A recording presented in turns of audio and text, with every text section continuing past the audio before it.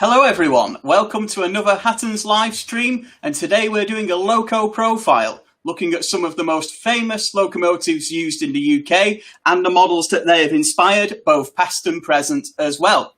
Today we're looking at the Great Western Railway Pannier Tank, specifically the 57XX and the 8750 classes, which were one of the most numerous locomotives to have been built in Britain ever. So there's got to be a little bit of a story there. And certainly, if you do have any questions regarding the models or the real-life locomotives, please do put them down in the chat and we'll answer them throughout the stream. However, we've got to go back a little bit further than the history of these particular locomotives to really give you an insight as to why they were designed and built. And the Great Western Railway had tank engines, shall I say, since the mid-1850s, early 1860s, right through to the grouping days of 1923. However, apart from 5 built for a dockyard tramway, they hadn't built any new designs for over 30 years. And the grouping in 1923 inherited a lot of different designs, some of which have been modified, changed, cut about, etc. So there really wasn't a standard fleet of 060 tank engine that the Great Western could call on. So a new designer in charge, Charles Collett, set about the task of making that standardised locomotive, and he came up with the 57XX Pannier Tank. The first one was built in 1929, so only 7 years after the grouping, so this came about pretty quickly, and it did replace a lot of those earlier locomotives that had gone before, which were now increasingly non-standard. The design was an immediate success as well, with many different and new features, such as new firebox styles, and a lot of the upgrades that the locomotives built in the 1890s and earlier would not have had in their designs for a really modern locomotive built at the end of the 1920s. So quite a few were made to start off with, but they were built all the way up to 1950. There was 863 built in total, which makes them one of the most numerous classes of steam locomotive to be built in the UK. Let's put that in perspective. Black Fives from the LMS, a locomotive that ran all over the country for many, many years and brought down the curtain on British Rail steam in 1968. They only had 842 built.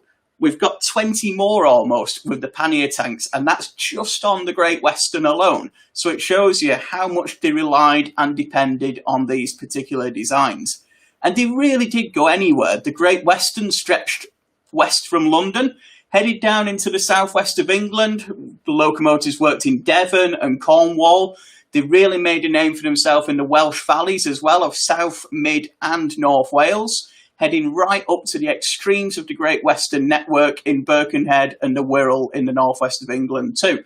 Lots and lots of different duties for these locomotives, mainly designed as a shunting and short freight engine. They were regularly seen also as station pilots and even on some passenger services on lightly laid branch lines.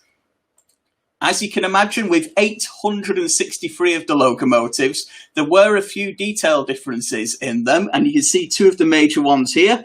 You can see the original 57XX class, which has the different cab and the round windows there. The major differences being the different style windows on the later 8750. But different batches, I believe there was 27 different batches of these locomotives built, and built by different people too. Swindon built 613, with other builders such as Bayer Peacock and Armstrong Whitworth helping out when demand really was high, introducing these locomotives to the network. Here's an example of one of the locomotives on a pretty standard duty. I think that's coming into the London suburbs somewhere, but either shunting or pulling a short freight service there really is the home for the Great Western Pannier Tank. But the homes did change a little bit. As we've mentioned, they covered a huge amount of the Great Western Railway network, either on freight or passenger, as we see here. But at the same time, they really did start to spread the wings too. And that was even more so when the locomotives started to be withdrawn. They survived right to the end of Great Western Steam in 1965. They carried on all the way through, but the Pannier Tank story didn't end there. Such was the usefulness of design, some were sold to other operators as well who used them even after the end of steam on the Western region. One of those was the National Coal Board, who used a number of locomotives right into the 1970s, but probably the most famous user of the Great Western Pannier Tanks was London Transport, who inherited 19 of the locomotives to use as freight and empty stock movement locos on the district line of the London Underground. You really wouldn't think that a locomotive such as this, especially the ones built right back in 1929, would fit on a 1960s and even early 1970s underground system in the bustling metropolis that London was becoming at the time, but steam still had its place there, and actually these Pannier Tanks were the last locomotives in use on the mainline railway in the UK because they were withdrawn in 1971, 3 years after the end of steam. And if that doesn't tell you the success of the design, I don't really know what does. As you can imagine, the popularity of them saw 19 of them survive into preservation. Appropriately, there's a couple here based at the Great Western Society's Museum at Didcot, where they have a full depot that really looks authentic with these two locomotives preserved here. But quite a few do get out in operation as well, as we can see here with 3738. And finally, to give a little bit of a flavour as well, and especially for you modern image modellers, a number of them based at the Birmingham Railway Museum have returned to the main line too, so allowing for really unusual pairings such as this at Stratford-upon-Avon of a very early, well, medium life, shall we say, Great Western Pannier Tank in the fully lined BR Black next to a really modern turbo unit there on the right-hand side. So some really great opportunities for modern modellers to see these locos out there. And also the story keeps on going with them so prolific in preservation, used on railways such as the West Somerset Railway, the South Devon, the Severn Valley. They're still out there on all these Great Western lines doing exactly what they've done for nearly 100 years now. The design has got to be one of the most successful that there's ever been on the UK's railway network. And they just keep going and going. And there we go, Tristan spotted the London Transport. I'll just put that up for you again so you can see the distinctive red livery of London Transport at the time, which really did stand out against the more familiar liveries that we expect to see the Pannier Tanks in, such as the Great Western Green and Black and the British Railway colours too. Anyway, let's take a closer look at the models now, because there has been quite a few over the years.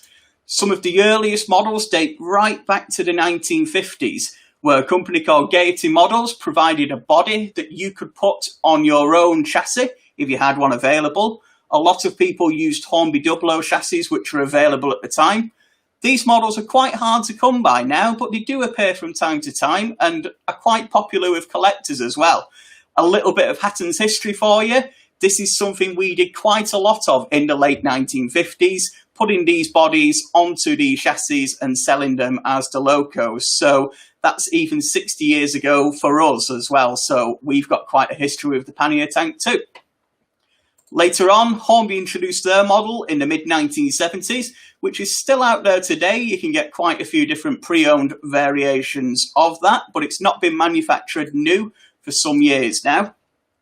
Replica Railways made the next model in 00, and that eventually became the Bachmann Pannier Tank as well, with a few upgrades along the way, including NEM couplings and a digital socket. That's the current 00, the main current model that's available on the market now.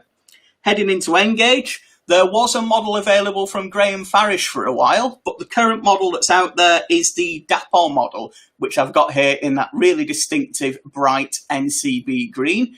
You can get this in a variety of different liveries with both different cab styles available as well. It is digital ready, it's got a 6-pin socket in there, and there's more liveries coming soon. So check out that link in the description for information on the Pannier Tanks we have right now. Going into the O gauge, we've recently had fresh stock of Dapol's 57XX and 8750 Pannier Tanks in a variety of different liveries. These are a fully sort of creme de la creme model, shall we say, really. It's got a representation of the inside working valve gear, all-wheel pickup, 21-pin decoder and a 5-pole motor in there too. So if you are a fan of a Pannier tank, and let's face it, who's not really? They've got a real character to them. You can get a great model in any of the scales. And just again, do click that link in the description. I've put a link in there for you so you can see all the information. I think BK's made a great point there. He's an LNER guy, but even he can't resist one of these Great Western locomotives. On O'Mulder, there are 19 locomotives still preserved today. I'll just show you some of those images again of these particular preserved examples. I've got a selection for you here. There's 2 there at Didcot Railway Centre. There is L94, I believe that's at Tyseley at the Birmingham Railway Museum. And 9600 out on the main line, still performing out there on the original Great Western network, alongside a more modern replacement, but maybe not quite the same character on that particular locomotive. So, if you've not got a 57XX already, there really is so many opportunities. As we've seen from the images there just wasn't a part of the Great Western network they didn't get to, and a duty that they didn't perform. From empty coaching stock workings, light passenger workings through the Welsh valleys, to freight and pick up goods heading into the London suburbs, milk traffic down in the southwest of England, station pilots, depot pilots, the whole lot, with 863 of them out there. Again, just saying that number because it's so big. You do not get many classes of loco where that is such a huge size, really, and it shows that there were many different people building them right through until 1950. They were building these locomotives to this design for 21 years, which again just shows the real success of this design. And mentioning another railway, if you wanted to take a look, the Severn Valley Railway has 2 of these particular locomotives. I believe they've got 1 in traffic at the moment, which is number 7714 and 5764, which you can see in the museum there at the Severn Valley Railway. So if you do want to get up close and personal to one of these particular engines, they have got them out there all across the country, working on various different preserved railways. But there's some great history out there too, showing the past and present operation of the Pannier tanks. So I know a lot of you are Great Western fans. I know they've got the really characterful design with the copper cap on, well, at least some of them anyway, have got the copper cap on the top of the safety valves. The Pannier tank isn't really a locomotive design that took off with any other operators. You didn't really see them for the LMS, the LNER, or the Southern Railways. So it really is a Great Western thing. So you do see it a lot where people go for the Kings, they'll go for the Castles, the big locomotives. But for me, this is the Great Western Railway.